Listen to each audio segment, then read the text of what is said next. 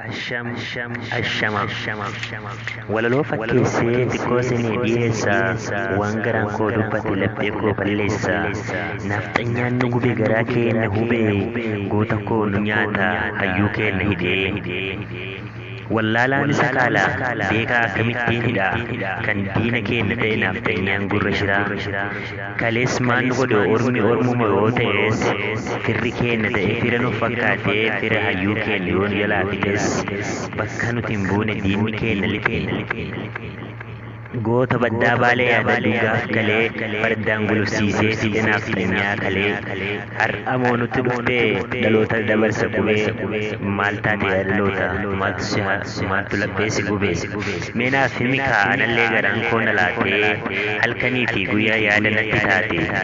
yaa fageenya keeti yaa ardii gara jabeetti yaa finfinnee koo maannaa himi maqaa kee biyya tufaa bunaa maa dagatte laphee koo bakka hayyuun itti dhalate soodaree biyya galma oromoo sirna abbaan gadaa seera godhe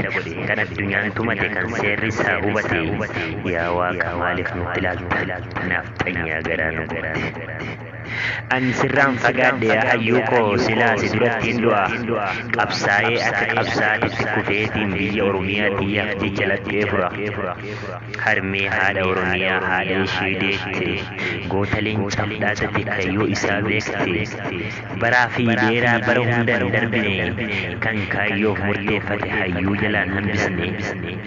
harmeetoo baganaaf dhalte kaawwota naa baay'attee kan akka ajoolleessaa osoo naaf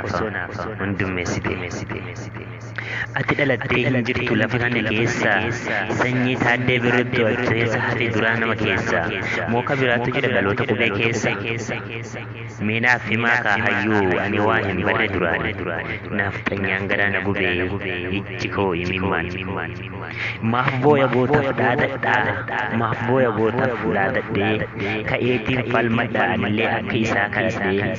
maal kadhataa taa'e yeroo hundaa falmadhee biyyaaf bahaa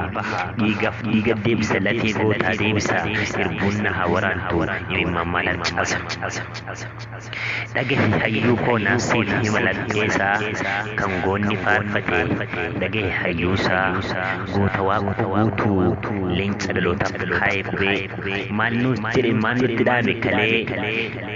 nafxanyaa hiddaan buqqisaa dadhabuu ilmaan itti guddisaa gaafa jedhee nuuf geerrare dhugaa isaa nuuf dubbate nullee itti baay'isnaa nafxanyaan har'a aduun sitti dhiite hayyuu biraatti nu dhalate kan akka jawwee leencaa kan liqimsee si gaafessu kan guyyaa adiin siraatessu jawween koo hidhamullee yoom lafaa sin baafne hima sirra dachaasa